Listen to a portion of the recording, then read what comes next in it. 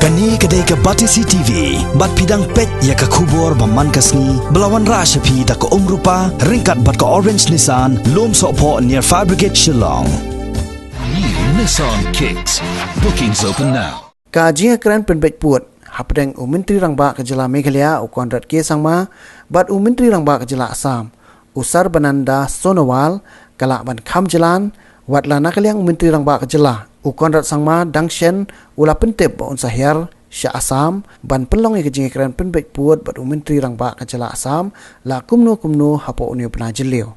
Menteri Ketat Kampo Yang Sorga Jela James PK Sangma, hakajian keran begila pasai kubor.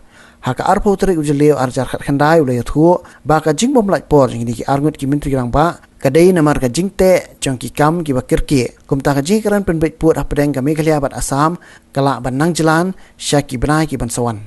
Right now I think because of the clash of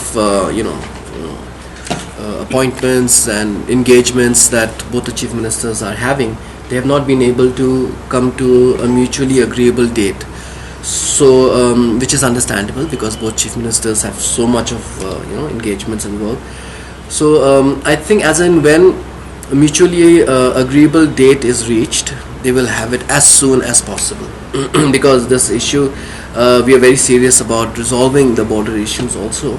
And I think it's high time because it's been a very long time since both the chief ministers of Assam and Meghalaya met to discuss this very important issue. So therefore, our Honourable Chief Minister is very keen on meeting Honourable Chief Minister from Assam as soon as possible.